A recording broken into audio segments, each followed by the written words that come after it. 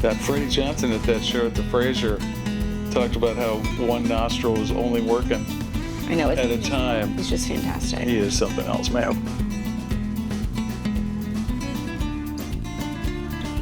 So, well, I'll let you taste. You know, I always like to say, I like it. All the interesting, oh wow, see, and it's got a really interesting and cool finish. Isn't that great? That's unlike anything I've ever had before. So we've all tried tequila finished in bourbon barrels, but this is the first time I had tried bourbon finished in tequila barrels. I'm so surprised by how much of that agave comes through in the earthiness. Yeah. Mm-hmm. Well, and there's also like almost like a minty or eucalyptus or something. There's a little bit of a spearmint, something like that that's in there that I didn't expect at all. There's also some orange citrus in there. So this is actually the high gold mash bill from Rabbit Hole. And okay, just, you know, obviously aged in a different place and finished in the tequila barrel. And I mean, we could talk for 2 hours just about the barrels alone. I love nerding out about that.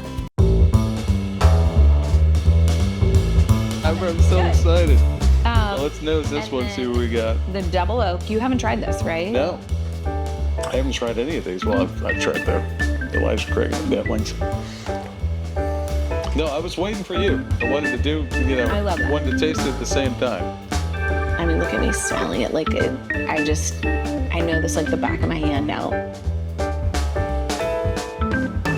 And then there's that fantastic double oak thing that I just love. Like a caramel, toffee, you know, all that stuff. And you know, the finish on this was just crazy. It just kept going. And to me, it finishes what I like the most is, is that I just want to have a little more. It's like that's what a good finish is to me. And that's what I thought right away. And this one's doing exactly the same thing, except very different. Very different though, right? I mean, even look at the color difference. It's crazy. This is so much darker, the double oak. So much darker. And the bourbon is only rested in that second barrel for like 3 to 6 months. That's It's not long at all. Yes, but this is just a beautiful weeded,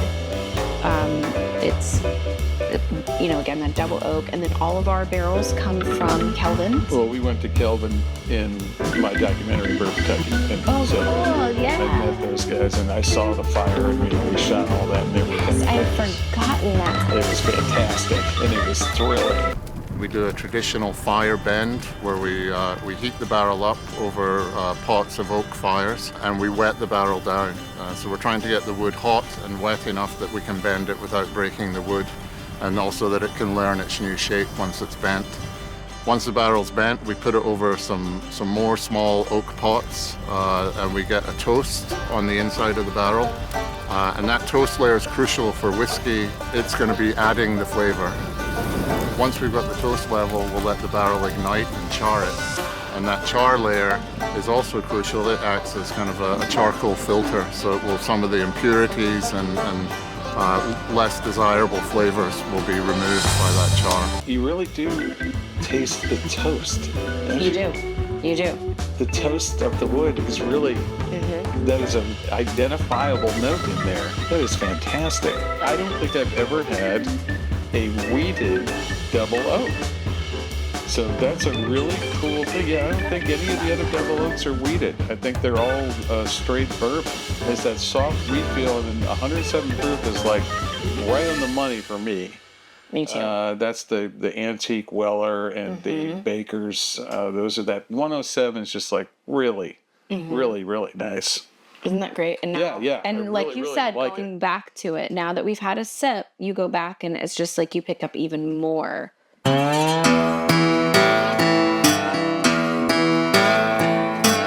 right, so now because we've done the mother of bourbon, let's have some of the father of bourbon, Elijah Craig. And there's a story, and who knows what's true there. Probably most of it isn't. So cheers to him too, because you know, thank God for them all. And I'm gonna cheers your time machine. Oh, thank you, Haley. Absolutely. Appreciate that.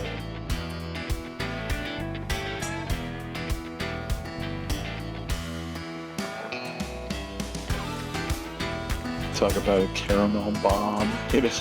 That's delicious. And you know, I'm not sure what the proof is. I know it's pretty high.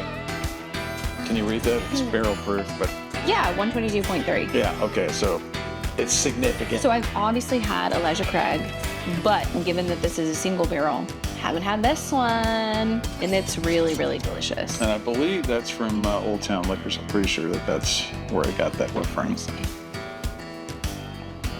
It might be Surely there's Costco, because Costco also does. Oh, there's a sticker. Fabulous I thought barrel they would mix. have. Oh, you're right. Old Uptown from 2022. Okay, Number 1. there you I go. wonder how many they did. How many numbers? I don't know, but it was one of the, you know, you walk in and I know most of the guys there, and they were just like, This one? yeah, you Yeah, it's want beautiful. some of this, and I brought it because it was $100, it wasn't cheap. Yeah. And I brought it home and I opened it up and I went right back down. I said, "You were right. That is fantastic." It is. It's delicious. And it drinks so smoothly and well up front, but I still am getting some of that Kentucky. I'm getting the hug. I'm feeling the hug real good. Yeah.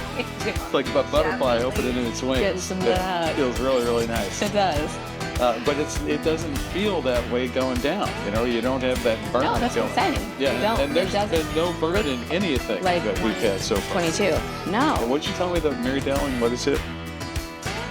The first one's 93. 93. Okay. The tequila finish, and then the cask strength is 107. This batch is 107.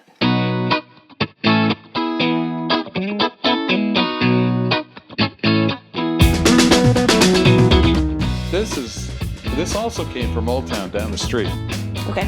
And it is an Alabama bourbon. It is right on the border between Alabama and Florida. Okay. It's one dude, one farm, you know, that's doing this whole thing. Okay. And so he started bringing it up here. Wait, tell me what it's called again. DETTLING. DETTLING, okay. DETTLING. I feel like I've heard of it. And this is the bottle and bond expression. There's also a cask strength, Oh, okay. which is basically this one, but Right. you know, more. But I love a bottle of bond. Me too. Like, it's like, again, like you were saying, like that 107 is like a sweet spot. Bottle and bond is. And the unique grain that he's putting in there is oats. Interesting. Oats. Interesting. Now, Now, let's is there taste this. 4th grain? Yeah. A 4th grain. Okay. Yeah. I've had some really good 4 grains lately. So let's taste this and then we'll Okay. talk more about the oats. Yeah. Okay, cheers. Yeah. You see that nose? It's like So- chocolate. There's just such a huge chocolate thing going on. I get a different nose. Yeah. But you know, that makes sense. Oh my goodness. And then it's a I get luxurious. honey. I mean, Sure. Tons of honey and some cherry. And it's a luxurious mouthfeel. You know, you just kind of can't get over how It it is. just coats your tongue, and it's just so. I tasted this, and I immediately took a little bottle to one of my friends, Steve Hamrick, and you have to meet Steve. He is one of the old guys of bourbon. Wrote nice. the first bourbon history Oh my gosh. of I think for United Distillers, and it got lost. It literally has vanished into the air, and he wrote it on Word Perfect, you know, some old 70s program, Oh, and all the No one has a the copy of it? pages, all the files, everything has just vanished. I know it's heartbreaking, but he is such a huge amount of information, and he's going to be the other guy that's on the end of the phone. It's like, you know, I call Steve and say, "All right, tell me about what was going on then." what is that game show? It's like your lifeline. You're like, I'm gonna call a friend, phone a friend. What was that? It was. The question. So you want to be a millionaire? Yes. Yeah. Who wants to be a millionaire? You want to be? Yeah. Yes. So isn't this just like unique? It is. It's very, very unique. A very different finish. And so evidently now this is from Malcolm down at Old Town, told me, and he's a chemist Oh, cool. and a guy that works in a liquor store. He told me that the oats will clog the masher or something. There's some part of the process that oats can cause a real problem. And so using oats, you have to really be dedicated to doing it. Interesting. And so, Rye bourbon does the same. Did you? I mean, Does it excuse do me, that? rye whiskey. Yeah, a lot. Most. I'm sharing this with you. I know we're talking about oats, but just because I thought it was very interesting, at Rabbit Hole we make our own rye mash bill, and most people source, which I didn't really? realize. Like Because MGP or? MGP Okay. or whoever, but because it is, so maybe there's something similar about oats and rye. I don't know. It wouldn't surprise Learning. me. Yeah, wouldn't say me too. See, isn't that the great thing about bourbon? I mean, there's so much. It just goes on and on and on, especially when you start delving into the history of it. Like, again, with Mary Dowling, and just always something new and fascinating coming up. I love it. Well, the thing with me, and this is the other reason why I started this project, was when records went away, and then it was CDs, and then CDs went away, and everything was streaming. And I'm not anti-streaming. I've learned a lot of music that I didn't know about before by doing that. But the conversation I had with TR was about what's so nice about vinyl is that you have to be intentional about it. It's like you have to sit down to listen to it. And I think that like flip the record and all the things. And it makes the experience better for me. And I know I'm returning to my youth and everything like that, but I also feel like I'm so glad to be alive now because I can stream, or I can CD, or I can vinyl. You can, hey Alexa, turn on whatever, but also. Yeah. And usually when I'm cooking in the kitchen, I just kind of put a playlist on and just go. Right. But one of the reasons we moved this room on the same floor as the kitchen was so that I could come in and put a side on for 20 minutes and then do some work and then come back and turn it over and do another side. And that 20-minute time thing is just great. It is. And then I'm gonna go off just a little bit more. The other thing that I really missed was record stores. Because I just love going to record stores. Yeah, I don't remember. Honestly, I was more the cassette tapes. But I have, since then, I have grown a huge appreciation for them. Like, I love going and being able to flip through, and because, like I told you, my husband and I, we have tons of vinyls, because it's just, like you said, we pile up on the couch and we pour a bourbon or make a cocktail and we just sit and listen to some very cool vinyl. And it just has like such a different sound. Yeah. And you know what I mean? I mean, we have some pretty, like I got Taylor Swift's album for Christmas. I mean, you can get them all on vinyl now, but you know what I'm saying. Like, it transports you. Well, I missed that experience. I missed going into, because you would always meet somebody, you'd be flipping through, and then somehow you'd learn something else, and you'd make your choice, and you'd go home and you'd learn something, and then you'd come back and try to make a better choice, or another choice. Or another choice, yeah. But there was all those great conversations, and so when that went away, I really missed that, and so strangely, bourbon kind of filled in for that, because I had the same experience going into a liquor store. You'd be standing there looking at the shelf, and then somebody would finally kind of, sidle up to you and be like, well, what do you think about that? What do you think about this? That. And then you learn something else. And so, you learn something, you make a choice, you go home, you try it, and then, so it's like this evolution of, You're so right. of your taste and everything. And so now that record stores are back, and Right. liquor stores are around, it's like I have these two rabbit holes to go down that I can, and now I'm also into photography, which is, the other rabbit hole.